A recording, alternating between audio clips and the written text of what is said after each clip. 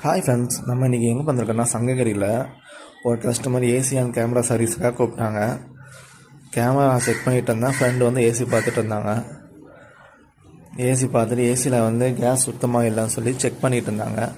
ஃபுல்லாக பிரிச்சுக்கிட்டு vacuum machine வச்சு vacuum போட்டுட்டு அப்புறம் கம்ப்ரஸர் வேக்கம் மாதிரி போட்டு ஏர் ஃபில் பண்ணி செக் பண்ணிகிட்டு இருந்தார். லீக்கேஜ் செக் பண்ணிகிட்டு இருந்தார்.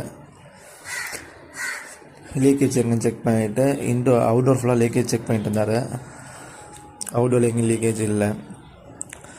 அப்புறமா பார்த்தீங்கன்னா இன்டோர் வேக்கம் போட்டு எல்லாம் செக் பண்ணி பார்த்துட்டு எதுவுமே இல்லைன்னா அடுத்து இன்டோரை கிட்ட இன்டோரையும் செக் பண்ணோம். எல்லாம் க்ளீன் பண்ணி வாட்டர் வாஷ் பண்ணிவிட்டு வேக்கம் போட்டு செக் பண்ணாங்க. அதில் மட்டும் ஒரு சின்ன லீக்கேஜ் இருந்தது. அதையும் நாங்கள் சரி அரெஸ்ட் பண்ணி கொடுத்தாச்சு கஸ்டமருக்கு. அவுட்டோர் யூனிட் வாட்டர் வாஷ் பண்ணிகிட்டு இருக்கோம். இன்டோர் யூனிட் வாட்டர் வாஷ் பண்ணி வச்சுட்டோம். அதை வீடியோ எடுக்க முடியல. அவுட்டோர் யூனிட் வாட்டர் வாஷ் பண்ணி வச்சுருக்கோம்.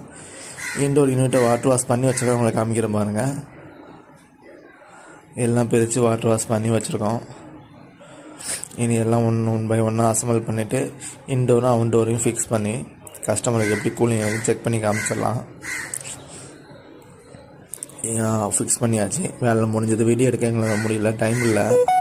அதனால் ஓப்பனில் மட்டும் வீடியோ எடுத்து காமிக்கிறேன் பாருங்கள்.